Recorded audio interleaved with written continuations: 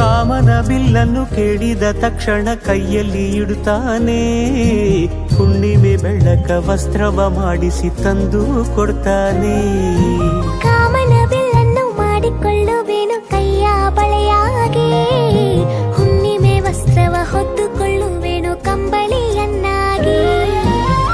ಸ್ವರ್ಗದ ಮೇಲೆ ಇಂದ್ರನಾನೆ ಎದುರು ಇಡುವನು, ನಿನ್ನನ್ನು ಮುದ್ದಿಸಿ ಬರುವನು.